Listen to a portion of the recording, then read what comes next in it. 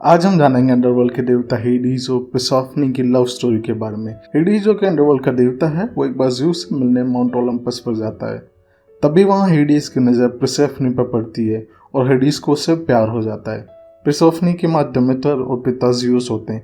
Hades उसे देखते ही Zeus को कहता है कि मुझे पर्सेफोने से शादी करनी है। ये बात सुनकर ज़्यूस तो तैयार हो जाते हैं, पर ज़्यूस को पता था कि पर्सेफोने की माँ डेमेटर अपनी बेटी की शादी कभी भी अंडरवर्ल्ड के देवता हेडीज से नहीं होने देगी, क्योंकि वो कभी नहीं चाहते थे कि उनकी बेटी ऐसी दुनिया में जाकर रहे जहाँ कभी सूर्य की रोशनी भी नहीं आती हो। तो ज़्यूस हेडीज से कहता है कि अगर तुम सचमुच पर्सेफोने से शादी करना चाहते हो तो तुम उसे किडनैप करके ले जाओ। एक दिन जब पर्सेफोने धरती पर सिसिली के मैदान में फूल इकट्ठे कर रही थी, तभी अथेना एक खूबसूरत फूल में बदलकर वहां लग जाती है।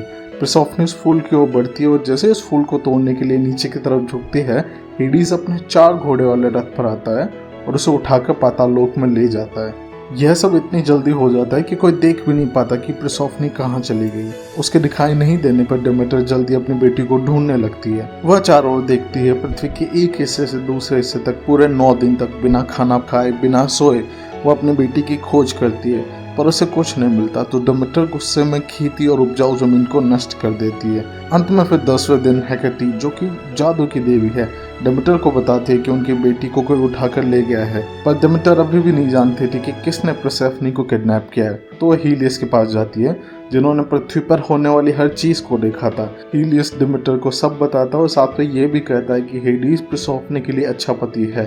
पर डेमेटर को यह मंजूर नहीं था। वह वापस माउंट ओलंपस नहीं जाती और धरती पर ही रहने लगती है।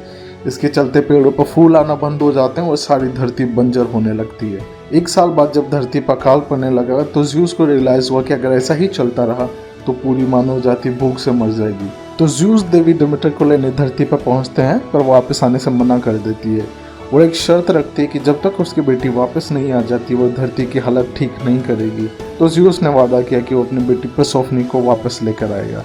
दूसरी तरफ जब से हेडीज पर्सेफोने को अंडरवर्ल्ड में लेकर आया था, तब से उसने कुछ नहीं खाया और वो हमेशा दुखी रहती थी। ज़्यूस जब अपनी बेटी को अंडरवर्ल्ड में आए तो हेडीज ने चालाकी से पर्सेफोने को अनार के 4 दाने खिला दिए। ग्रीस माइथोलॉजी के अनुसार अगर कोई अंडरवर्ल्ड का खाना खा लेता है तो उसे वहां रहने की आदत पड़ जाती है। तो पर्सेफोने ने जब अनार खाया तो उसे हेडीज और अंडरवर्ल्ड अच्छा लगने लगा। पर उस समय ज़्यूस उसे लेकर माउंट ओलंपस पर आ जाते हैं और पूछते हैं कि उसे किसके साथ रहना है। तो पर्सेफोने जवाब देती है कि उसे हेडीज के साथ रहना है। यह सुनकर डेमेटर पागल सी हो जाती है और कहती है कि अगर उसकी बेटी कहीं और जाएगी तो वह पृथ्वी की हालत ठीक नहीं करेगी। यह सुनकर ज़्यूस फैसला करते हैं कि पर्सेफोने साल के 6 महीने अंडरवर्ल्ड में और बाकी 6 महीने अपनी माँ के साथ रहेगी। और ग्रीक माइथोलॉजी के अनुसार मौसम के बदलने का भी यही रीज़न है। जब पर्सेफोने अपनी माँ डेमेटर के साथ रहती है तो धरती पर वसंत की ऋतु होती है, और जब अपने पति हेडीज के पास अंडरवर्ल्ड में रहती है तो उन 6 महीने में धरती पर सर्दी पड़ती है। तो ये थी आज की कहानी। अगर आपको अच्छी लगी हो तो लाइक, शेयर और कमेंट करें। ऐसी और कहानियों के लिए सब्सक्राइब करें। मिलते हैं अगली कहानी में, तब तक के लिए अलविदा।